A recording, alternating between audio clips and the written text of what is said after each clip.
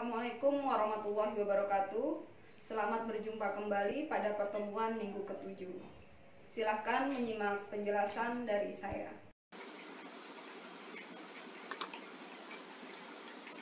Baik, topik kita pada pertemuan minggu ke-7 ini mengenai konsekuensi moral kebijakan publik. Ada sebuah pertanyaan menarik, mengapa perlu membicarakan moral dalam kebijakan publik?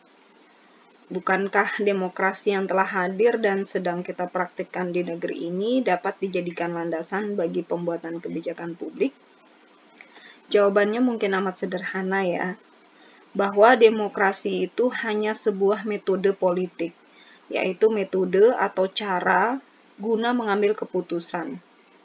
Sebaliknya, moral, kita bisa mengutip dari pendapat Oliver A. Johnson, itu berkaitan mengenai benar atau salah, right or wrong. Contohnya, jika Partai A telah memenangkan suara terbanyak dalam pemilu, tidak akan ada jaminan bahwa partai itu kemudian hari akan mempertimbangkan keharusan moral ketika partai itu mulai memerintah. Singkatnya, keharusan yang logis belum tentu dalam dirinya itu memenuhi keharusan moral juga. Nah, demikian juga dengan kebijakan publik yang dihasilkan melalui suatu proses demokrasi dapat dilakukan dengan menyampingkan pertimbangan moral. Kebijakan publik dalam sistem politik demokratis dianggap sahih jika kebijakan itu tidak bertentangan dengan aturan hukum yang dibuat oleh lembaga perwakilan rakyat. Nah, konsep welfare state yang digagas oleh Otto von Bismarck tahun 1850, di mana welfare state itu adalah gagasan yang sudah lama lahir ya, dirintis oleh Prusia.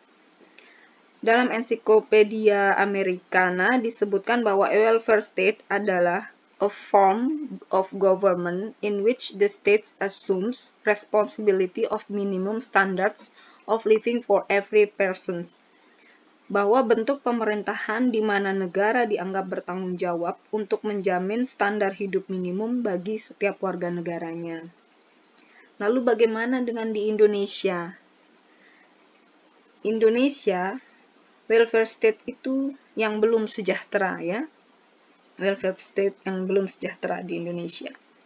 Sejak Republik Indonesia diproklamirkan pada tanggal 17 Agustus 1945 sebagai negara kebangsaan dan negara kesejahteraan, wujud negara kesejahteraan itu belum tampak. Bung Karno, Bung Hatta, Bung Syahrir, bersama tokoh-tokoh lain yang sejak muda berjuang di masa penjajahan untuk mewujudkan Indonesia yang merdeka, tergerak oleh kondisi bangsanya yang dililit oleh kemiskinan, keterbelakangan, dan kebodohan yang sangat menyentuh perasaan. Penjajah hanya memberi sedikit perhatian pada kesengsaraan yang mengakibatkan jutaan orang mati karena kelaparan, kurang gizi, malaria, disentri, kolera, bahkan didera bencana seperti bencana banjir, kekeringan, gunung meletus, dan sebagainya. Bung Karno dalam bahasa Belanda yang menyebutkan bahwa bangsa ini terdiri atas kuli dan menjadi kuli di antara bangsa-bangsa. Nah, sebagai reaksi atas kondisi itu, para pendiri negara bangsa ini dalam merumuskan cita-cita bernegara disampaikan melalui Undang-Undang Dasar 1945 bertujuan untuk membentuk negara kesejahteraan, welfare state. Itu disampaikan dalam pembukaan Undang-Undang Dasar 1945. Pemerintah melindungi segenap bangsa dan seluruh tumpah darah, memajukan kesejahteraan umum dan mencerdaskan kehidupan bangsa. Itu merupakan wujud dari niat para pemimpin untuk membentuk negara kesejahteraan itu. Kemudian juga tercermin dalam pasal 27 di mana setiap warga negara berhak atas pekerjaan dan penghidupan yang layak bagi kemanusiaan. Serta dalam pasal 31, 33, dan 34 juga disebutkan di mana kekayaan alam kita harus dipergunakan untuk sebesar-besar kemakmuran rakyat, serta fakir miskin dan anak terlantar dipelihara oleh negara.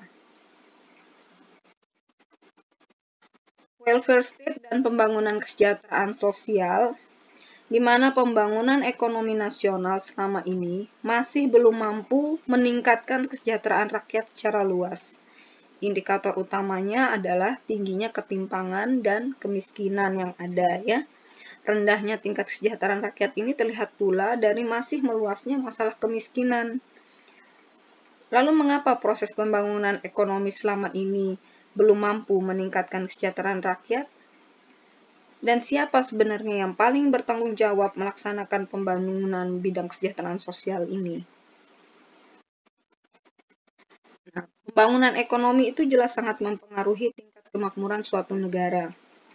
Namun, pembangunan ekonomi yang sepenuhnya diserahkan kepada mekanisme pasar tidak akan secara otomatis membawa kesejahteraan kepada seluruh lapisan masyarakat, di mana pengalaman di negara maju dan berkembang itu membuktikan bahwa meskipun mekanisme pasar mampu menghasilkan pertumbuhan ekonomi dan kesempatan kerja yang optimal, ia selalu gagal untuk menciptakan pemerataan pendapatan dan memberantas masalah sosial. Nah, ini dari Paul Speaker ya. The welfare state is an attempt to break away from the stigma of the poor law. It was not designed for the poor. It was supposed to offer social protection for everyone, to prevent people from becoming poor. Nah, hal ini menjadi salah satu dasar mengapa negara-negara maju itu berusaha mengurangi kesenjangan itu dengan menerapkan welfare state, negara kesejahteraan. Suatu sistem yang memberi peran lebih besar kepada pemerintah dalam pembangunan kesejahteraan sosial yang terencana, melembaga, dan berkesinambungan. Dalam negara kesejahteraan, pemecahan masalah kesejahteraan sosial seperti kemiskinan, pengangguran, ketimpangan, dan keterlantaran itu tidak dilakukan melalui proyek-proyek sosial parsial yang berjangka pendek, melainkan diatasi secara terpadu oleh program-program seperti jaminan sosial ya, social security. Nah, jaminan sosial atau social security ini berbentuk seperti pelayanan sosial, rehabilitasi sosial, serta berbagai tunjangan pendidikan, kesehatan, hari tua, dan pengangguran. Ada 4 model welfare state. Nah, hingga saat ini negara kesejahteraan itu ya, welfare state itu masih dianut oleh negara maju dan berkembang. Nah, dilihat dari besarnya anggaran negara untuk jaminan sosial, sistem ini diurutkan ke dalam 4 model, yaitu model universal, institusional, residual, dan minimal. Berikut kita lihat satu persatu model tersebut. Nah, model universal itu dianut oleh negara Skandinavia, seperti Swedia, Norwegia, Denmark, dan Finlandia ya, itu benar-benar contoh negara makmur ya, negara paling bahagia di dunia ya. Dalam model ini, pemerintah itu menyediakan jaminan sosial kepada seluruh warga negara secara melembaga dan merata. Kita bisa lihat sekolah-sekolah di sana tuh gratis. Ya, apalagi yang lain ya, tunjangan pendidikannya itu ya gratis, kesehatan juga begitu, hari tua dan pengangguran pun terjamin. Anggaran negara untuk program sosial di sana mencapai lebih dari 60% dari total belanja negara. Kemudian, model institusional. Model ini dianut oleh Jerman dan Austria. Seperti model pertama, jaminan sosial itu dilaksanakan secara melembaga dan meluas. Akan tetapi kontribusinya terhadap berbagai skim jaminan sosial berasal dari 3 pihak ya. Berasal dari payroll contribution, itu berasal dari pemerintah, dunia usaha, dan pekerja atau buruh.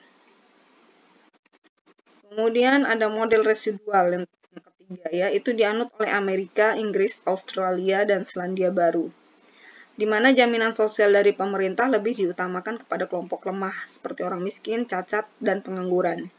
Pemerintah menyerahkan sebagian perannya kepada organisasi sosial dan LSM, melalui pemberian subsidi bagi pelayanan sosial dan rehabilitasi sosial swasta.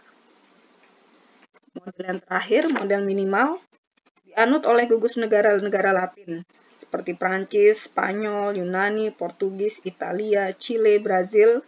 Kemudian di bagian Asia itu ada Korea Selatan, Filipina, dan Sri Lanka.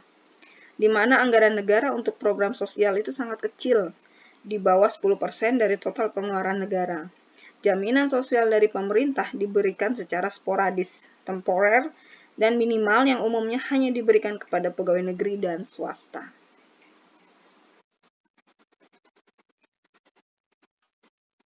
Kemudian bagaimana welfare state versi Indonesia? Baik, kita lihat ya. Pembangunan kesejahteraan sosial di Indonesia itu sesungguhnya mengacu pada konsep negara kesejahteraan.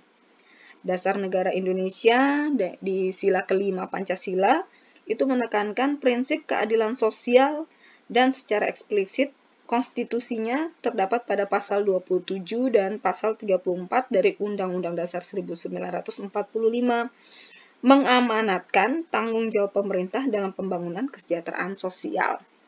Namun, amanat konstitusi tersebut belum dipraktekkan secara konsekuen, ya. Baik pada masa Orde Baru maupun era reformasi saat ini, pembangunan kesejahteraan sosial baru sebatas jargon dan belum terintegrasi dengan strategi pembangunan ekonomi. Bahkan kini terdapat kecenderungan pemerintah semakin enggan terlibat ya untuk mengurusi permasalahan sosial. Dengan menguatnya ide liberalisme, kapitalisme, pemerintah lebih tertarik pada bagaimana memacu pertumbuhan ekonomi setinggi-tingginya, termasuk menarik pajak dari rakyat sebesar-besarnya. Sedangkan tanggung jawab menangani masalah sosial dan memberikan jaminan sosial diserahkan sepenuhnya kepada masyarakat. Ini kita lihat bahwa pembangunan kesejahteraan sosial di Indonesia yang berkultur agraris. Ya, kita negara agraris ya. Ada sejumlah prinsip yang perlu disepakati oleh para pihak yang berkehendak untuk ikut ambil bagian dalam pengembangan mekanisme pembuatan kebijakan publik. Ada partisipasi masyarakat terkait prinsip pengembangan mekanisme kebijakan partisipatif. Perumusan atau mekanisme kebijakan partisipatif itu adalah persoalan merumuskan hubungan mekanis antara berbagai pihak dalam proses kebijakan. Hubungan mekanis ini memungkinkan proses kebijakan bergulir mengingat aksi seorang aktor kebijakan atau suatu agensi atau lembaga atau organisasi akan direaksi oleh pihak yang lain. Kemudian proses kebijakan partisipatif tidak bergulir, manakala mekanisme baru yang dirumuskan tidak diyakini masyarakat akan bisa diterapkan. Sebagaimana saya contohkan di depan tadi ya, mengenai partai A itu ya, itu proses kebijakan partisipatif tidak bergulir, manakala mekanisme baru yang dirumuskan dalam undang-undang atau peraturan daerah itu tidak diyakini masyarakat akan bisa diterapkan. Nah, jika masyarakat apatis terhadap mekanisme yang ada, maka dominasi pejabat dalam proses kebijakan tetap berlangsung dan agenda pengembangan partisipasi akan kandas. Kalau mereka tetap saja apatis terhadap mekanisme yang ada, maka yang ada dominasi pejabat dalam pengambilan proses kebijakan tetap berlangsung dan agenda pengembangan partisipasi itu akan kandas ya, tidak bisa berlanjut. Nah, pengembangan partisipasi harusnya menjangkau aspek supply, peluang berpartisipasi, dan demand, gerakan sosial politik untuk mempengaruhi keputusan kebijakan. Pengembangan partisipasi harus menjangkau aspek tadi ya, supply maupun demand-nya, untuk ikut mempengaruhi keputusan kebijakan pemerintah. Akan tetapi, hal ini hanya bisa ditegakkan jika ada dua hal lagi, di mana pemerintah maupun masyarakat itu sanggup menegakkan aturan main. Mekanisme itu sendiri pada dasarnya adalah aturan main. Kemudian yang kedua, adanya modal sosial yang selama ini ikut didayagunakan. Demikian yang dapat saya sampaikan. Semoga dapat dipahami. Atas perhatiannya saya ucapkan terima kasih. Demikian yang dapat saya sampaikan pada pertemuan kita minggu ke-7 ini. Sekaligus saya mengingatkan kembali bahwa pertemuan kita minggu depan adalah minggu ke-8, artinya itu adalah pertemuan untuk ujian tengah semester atau mid semester ya. Terima kasih atas perhatiannya. Wassalamualaikum warahmatullahi wabarakatuh.